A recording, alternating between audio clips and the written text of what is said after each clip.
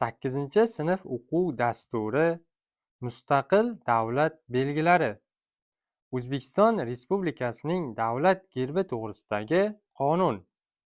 Ushbu qonun 1992-yil 2-iyulda qabul qilingan. Ushbu qonunning 1-moddasida O'zbekiston Respublikasi davlat gerbining rangli va oq-qora tasviri tasdig'i keltirilgan.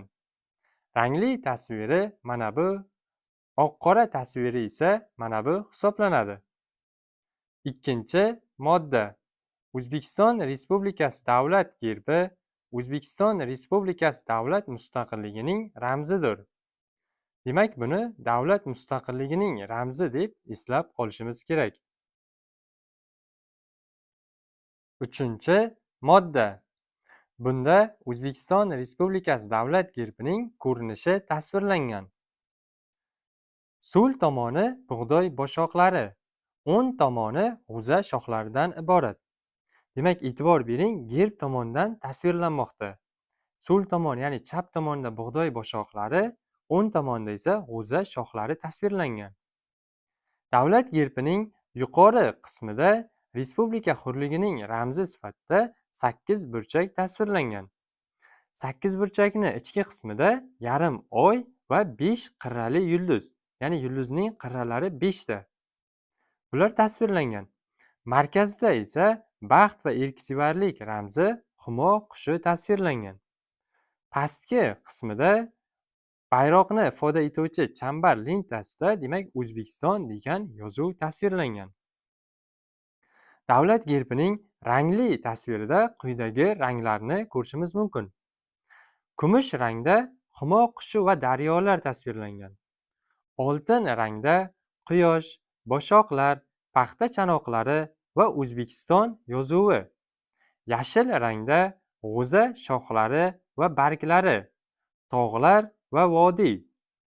Oltin zarhal bilan hoshiyalangan holda havo rangda 8 burchak. Oq rangda yarim oy va yulduzlar. Chanoqlardagi paxta tasvirlangan.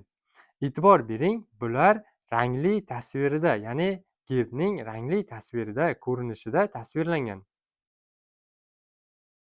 4-modda O'zbekiston Respublikasi davlat gerbining tasviri quyidagilarda doimiy ravishda joylashtiriladi.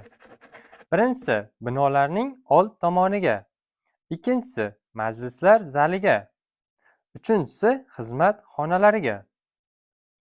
Demak, binolarning old tomoni. Bunda biz 15 ta binoni yodlab olishimiz kerak. Shunda qolganlarini o'rganish ancha osonlashadi. Ikkinchisi majlislar zaliga.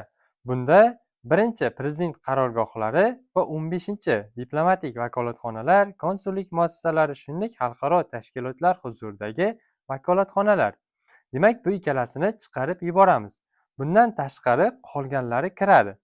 Shuningdek, fuqarolik holat dalolatnomalarini yozish organlarining nikoh tantanali ravishda ro'yxatga olinadigan majlislar zalini ham kiritib qo'yamiz.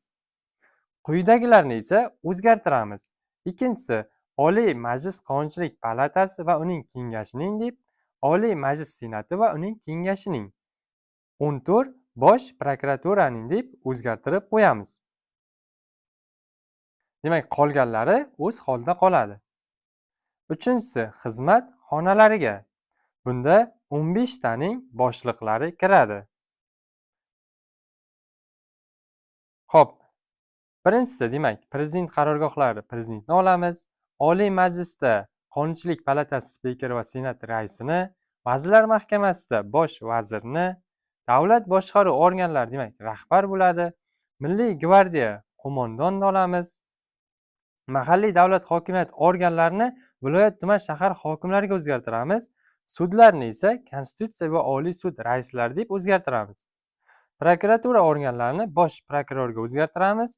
Xo'p, 15 esa, demak, diplomatik vakolatxonalar, konsullik muassasalari, shuningdek xalqaro tashkilotlar huzuridagi vakolatxonalar boshliqlari deyiladi. Qolganlari esa, demak, rais hisoblanadi.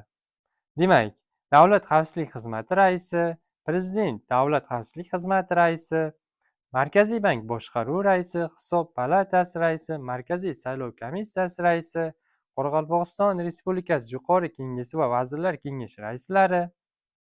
Demak, qolganlarda rais hisoblanadi. Shuningdek, davlat gerbining tasviri quyidagilarda ham aks ettiriladi. Blankalarda O'zbekiston Respublikasi qonunlari, Oliy Majlis palatalarining qarorlari, Prezident farmon, qaror va farmoyishlari, Vazirlar Mahkamasi qaror, farmoyishlari, vazirlik va idoralar normativ-huquqiy hujjatlari, mahalliy davlat hokimiyati organlari qarorlari blankalarda. Demak, buni suratda ham ko'rishimiz mumkin. Rasmiy nashrlarda O'zbekiston Respublikasi Prezidentining, O'zbekiston Respublikasi Oliy Majlisi palatalarining, O'zbekiston Respublikasi Vazirlar Mahkamasining, O'zbekiston Respublikasi Konstitutsiyaviy sudining, O'zbekiston Respublikasi Oliy sudining, shuningdek O'zbekiston Respublikasi qonunchilik hujjatlari. Demak, bular rasmiy nashrlarda ham aks ettiriladi. Shuningdek, davlat gerbining tasviri quyidagilarda aks ettiriladi. O'zbekiston Respublikasining pul belgilarida, O'zbekiston Respublikasi fuqarosining pasportida, identifikatsiyalovchi ID kartasida va diplomatik pasportida, shuningdek, O'zbekiston Respublikasida doimiy yashovchi chet el fuqarolarining va fuqaroligi bo'lmagan shaxslarning identifikatsiyalovchi ID kartalarida, O'zbekiston Respublikasining davlat chegaralarida o'rnatiladigan sarhad ustunlarida. Demak, sarhad ustunlarining rasmi keltirildi. Mana bu rasmning yuqori qismiga qaraydigan bo'lsak, sariq rasmning ichida gerbning tasviri tushirilgan. O'zbekiston Respublikasi pochta aloqasi milliy operatorining pochta vagonlari va pochta qutularida, umumdavlat namunasidagi hujjatlarda, O'zbekiston Respublikasi Prezidenti, O'zbekiston Respublikasi Oliy Majlisi Qonunchilik palatasi deputatlari, xalq deputatlari kengashlari deputatlari saylovlari yoki referendum kunlari ovoz berish o'tkaziladigan binolarda aks ettiriladi. Demak, bularni sodda qilib, pul belgilarida, ID kartalarda, sarhad ustunlarida, pochta aloqasi milliy operatori pochta vagon va pochta qutularida, umumdavlat namunasidagi hujjatlarda, ovoz berish o'tkaziladigan binolarda deb eslab qolish kerak. Davlat organlari va boshqa tashkilotlar O'zbekiston Respublikasi davlat gerbi bo'rtma tasviridan foydalanishi mumkin. Buni rasmda ham ko'rishingiz mumkin. Demak, davlat gerbining bo'rtma tasviri devordan ajralib, ya'ni bo'rtib chiqqan bo'ladi. Davlat gerbining tasviridan O'zbekistonga tegishlilikni belgilash maqsadida davlat mukofotlarida, predmetlarda, o'quv-tarbiya jarayonida foydalanishi mumkin. 5-modda. Davlat gerbining takrorlanayotgan tasviri katta kichikligidan qat'iy nazar rangli va oq-qora tasviriga mos bo'lishi kerak. 5.1-modda. Bunda davlat gerbidan foydalanib bo'lmaydigan holatlar keltirilgan. Elementlarni nodavlat tashkilot hujjatlar rekviziti yoki reklama materialiga kiritilishi, nodavlat notijorat tashkiloti ramzlari O'zbekiston davlat gerbiga o'xshashi, belgilardan ishlab chiqarilayotgan yoki realizatsiya qilinayotgan tovarlarni, ishlarni, xizmatlarni o'tkazish uchun tijorat maqsadida foydalanish. Demak, bular mumkin emas. Ya'ni elementlarni hujjatlarga kiritish, ramzlarning o'xshash bo'lishi, ishlab chiqarilayotgan yoki realizatsiya qilinayotgan, ya'ni sotish, tarqatish maqsadida, tijorat maqsadida foydalanish mumkin emas. 6-modda. Ushbu qonun ijrosini ta'minlash tegishli davlat organlari va boshqa tashkilotlar rahbarlari zimmasiga yuklatiladi. Demak, rahbarlarni eslab qolish kerak. 7-modda.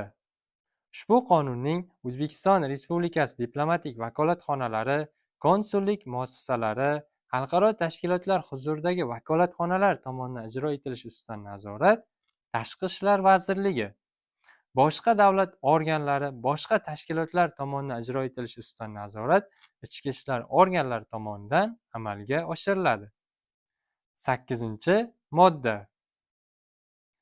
O'zbekiston fuqarolari, O'zbekistonda turgan boshqa shaxslar davlat gerbini hurmat qilishlari shart.